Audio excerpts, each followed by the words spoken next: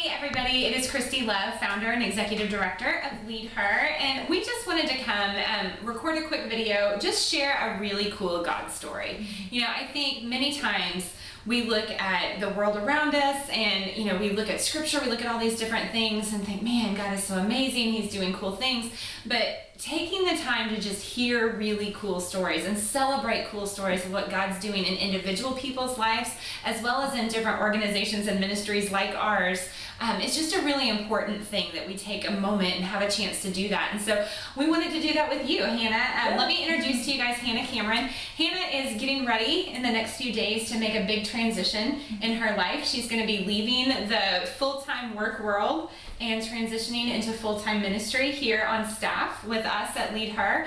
Hannah's coming on board as our new international director, and this was a long time coming for you in some interesting ways. So I just want to ask you, would you kind of share with people a little bit of your story and your journey and how God has just really continued to kind of call you, but also confirm a calling over a long period of time for you? Sure. Yeah, it's been a process and a long journey for sure. Basically, to make a very long story short, my whole life I've felt called to full-time ministry, and I never really wavered from that. I knew that that's what I was called to do. So right after graduating from high school, I moved across the country to go to a Bible college to pursue that calling, and finished there, graduated from there, and moved back home here in Springfield, basically for what I thought was just a short little transitional period to catch some vision and hear God until I got the next step. And that short little transitional period turned into it's been about 6 years now, of just really wrestling and praying to God. I had just been working in the workforce and definitely saw my job as a blessing, but knew that there was something more for me. I knew that that's not what I was called to do, and every time I would go to pray about it or anything like that, I would have a peace that I was where I was supposed to be, but there was part of me that a lot of times that felt like I was missing something, because I knew I wasn't in full-time ministry. And during that time, God really began to stir my heart for missions, and even in conversations with Christy, she had become a mentor in my life, and we would meet and discuss things. And I would say, I feel like I'm called to missions, which hadn't been the case my whole life. That's been a more recent thing in the last few years. But I don't feel like I have the calling like a lot of other missionaries do, where they just know they're called to a certain country. I've never gotten that. And so it didn't even make sense, but I knew I was willing to go anywhere and do anything, but I didn't ever have specific direction. And Christy and I started talking, and this has just been within the last year, so it's not even when God moves, he moves really quickly. And I just shared my passions with her, and she, as I was talking during one of our meetings, started, weighing things and realized, hey, we've been praying at LeadHer about an international director, and your passions and as you're talking, it's exactly what we're looking for in that position. And so can you pray about, coming on? And so it was one of those moments, because I had gone years really without any open door at all. I said, okay, I'll pray about it. I'll give you the right answer. But right now in my human flesh, I'm saying yes. And so I prayed, and God, since then, the rest is history. Basically, God has just continued to confirm and provide and just make it clear that this is the next step for me. And I think your testimony really brings out a couple of really important things, that if you're just watching this, maybe you know Hannah, you love Hannah, and you just kind of want to celebrate that story with her. Maybe you don't know Hannah and you're familiar with LeadHer and you're just kind of learning about this. I think anybody can take away from your story one really important piece, which is the encouragement that sometimes God gives us a calling and he gives us, hey, I know that you're going to be going into this, you're going to be serving me, but he doesn't always give us the whole picture. And he, like you said before, he doesn't always work quickly. He doesn't always work on the timeline that we wish that he would work on. So I would just ask you, from your journey, your experience the last 6 years, kind of you've been in this waiting place and just seeking God and saying, I want to serve you, but I'm not seeing that door open yet. What would you say to somebody who's out there right now, Hannah? Just maybe they're in that same place and your story just really resonates with them because they're sitting there and they're saying, God, I want to serve you. I want to do more. Show me where, show me how. What would be just a word of encouragement that you would give to a man or a woman in that place right now? Yeah, and that's people in that position. Like, I definitely have a big heart for you, and that's what this season has taught me. And I would just say, keep praying, keep pushing through. Don't abandon that calling. God hasn't given up on you or forgotten about you, but he's developing you, and he's developing your character in this time. And the right thing will come along, and God is faithful. If you're seeking him and seeking his will, he's not going to let you down. And it might not be 6 years. I might be lucky in that long of a process, but he wants to use you. And if you're not seeing a change in your circumstances, it's probably because God's working on your heart first before your circumstances. Yeah, absolutely. One of the things that I love about your story too so much, Hannah, is that God often, if there's a waiting season there, it's because the right thing hasn't come along at the right time. And for you, for us, for LeadHer, that was very much the case, because I can't imagine a more called and qualified and passionate person to step onto this team with us.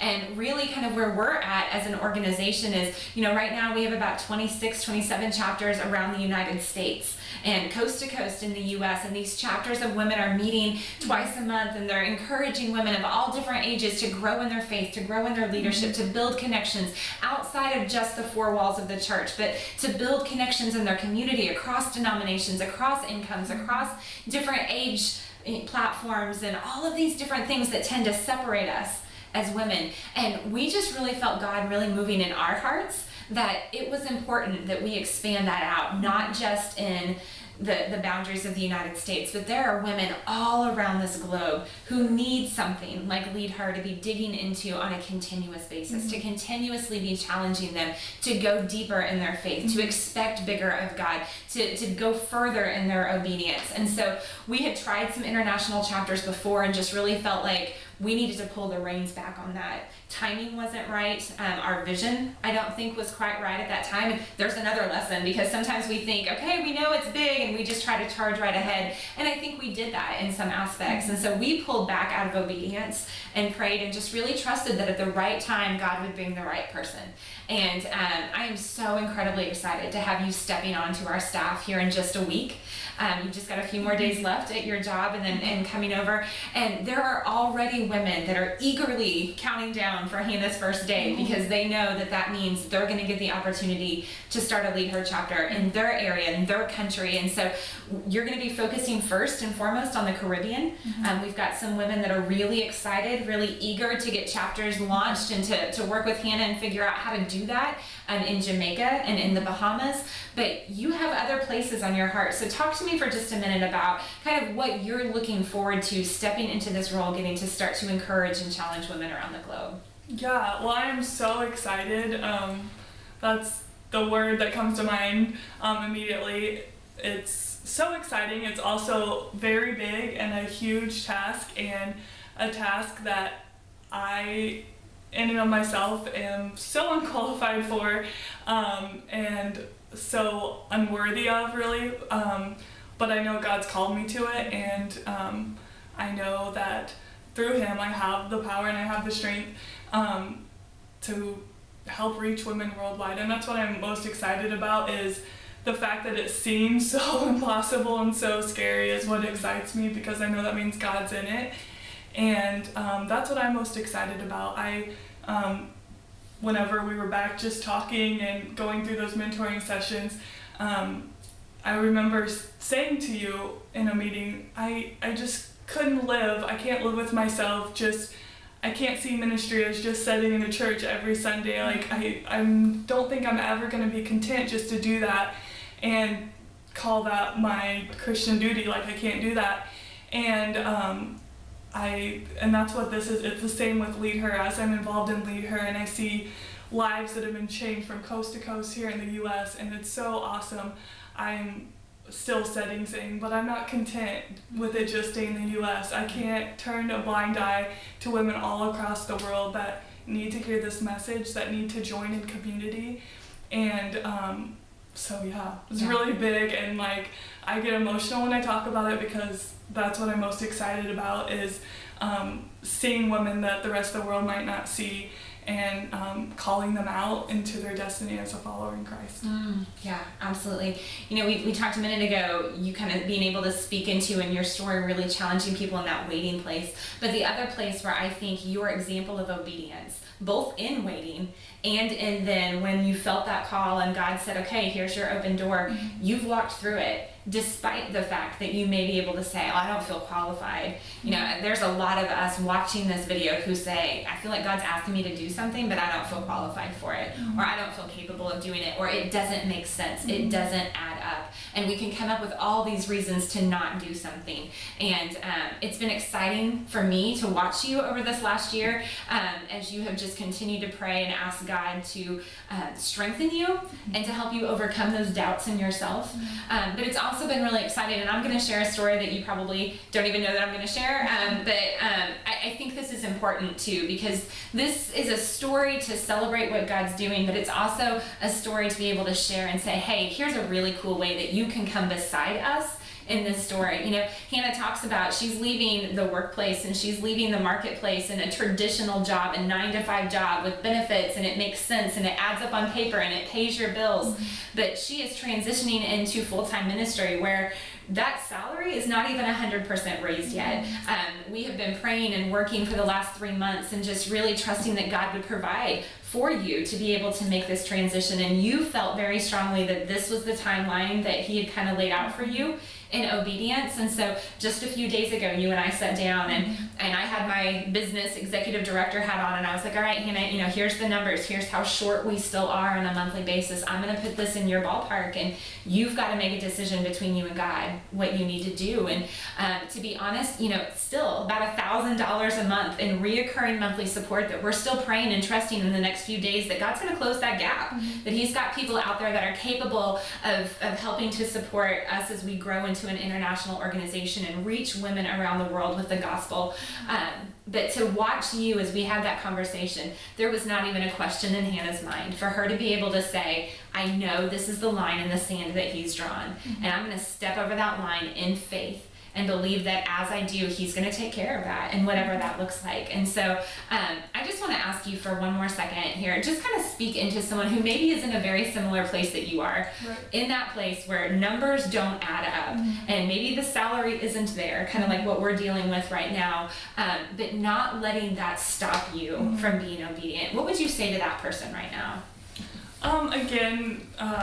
If the numbers aren't adding up, that probably means it's God. He wants to take you to a place where you're relying fully on Him, and when you're serving Him, a lot of things won't add up because He's a God of the impossible, and numbers won't look great on paper, but He always provides. He's always faithful, and He promises us that. And if you're in that place where you know God's called you to something, and the place I had to come to is, I know God's called me, so okay, I can wait another month, but do I keep waiting until it looks possible? That doesn't seem like a journey that God would call us on. And so just be obedient. Obviously we have to make wise decisions sometime and seek the Lord's wisdom on that, but if He's calling you to something, trust that where He calls you, He will provide, because it's so true. And there's still needs, and we're still praying and asking God to provide those, but that's my whole journey every time, to the point I'm like not worried anymore because God's just provided this whole way through. So now I'm to the point where I know He's going to provide again, because there's no way He can't. Because He has this far. I think that's one of those examples of where God's past behavior dictates our future trust. Right. You know what I mean? We're able to see that he has been faithful, he will be faithful, and trust that he will continue to be faithful in the future. So I appreciate your example of that, because it has challenged me as I've watched you walk through that place. And, I just want to share with you, if you're watching this video, more than likely you are involved in LeadHer somehow. You're a prayer supporter of LeadHer. You might be a monthly supporter of LeadHer, coordinator, chapter member, advisory panel member. Somehow, normally you're involved in LeadHer. I just want to share with you 3 quick ways that you can really be praying for us and for Hannah in this time of transition right now. First big way is definitely just in this area of international expansion, that we would have wisdom and we would have direction, that there's some big problems that we know exist to take what we're doing here in the U.S. and replicate that. Not necessarily duplicate that, but to replicate that on the international scale. So Hannah's diving right in and facing some problems and some issues of translation and technology and message delivery and training and time zones and just all of the details that come with this. And so we would just ask you to cover us in prayer as an organization, and Hannah specifically as she digs into this role. The second big way that I would ask that you be praying for us is for boldness. We have some countries listed out that make sense. They make perfect sense. They have high internet access. They are English speaking. Christianity is highly favored there. But there's a lot of countries where it doesn't make sense for us to try to pursue LeadHer local chapters. And we believe that women coming together in groups also has the capacity to bring the gospel to countries where maybe the gospel isn't open to being shared. And so we want to have boldness as an organization, that if God opens a door in a country, that we're not afraid to walk through that because there's some details to be figured out, or there's some elements of danger that we need to take into account. And so this is really an area for us as an organization to step out in a bold way as Hannah leads us in doing that on the international level.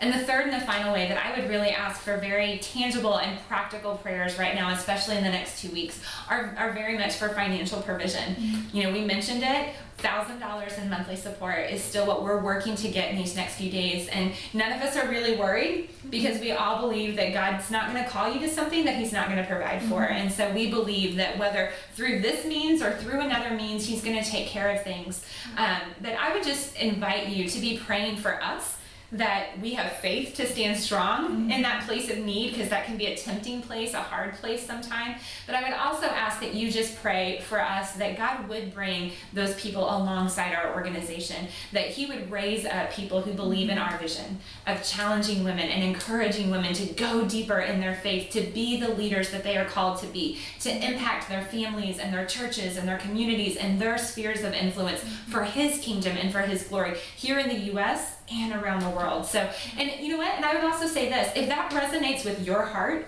that I would ask that if you're not a supporter of LeadHer, maybe that's something for you to ask God about as well. That if you believe in that vision, you're resonating, you're excited to see Hannah coming on board, you're excited to see LeadHer expanding internationally, maybe it's worth you sitting down with your God and just saying, hey, is this something that I need to be a part of on a bigger level than just praying over this? And if he says yes, I would just invite you to be obedient to that. If you have questions about that, the easiest way to get information about becoming a monthly supporter of LeadHer is just going to leadher.org, and on the very top of our website there's a banner, there's a link you can click that says support us, and it's really easy to get that set up if you feel like God's calling you to do that and to come beside us in that capacity. So any other prayer requests for you personally that you can think of before we close out?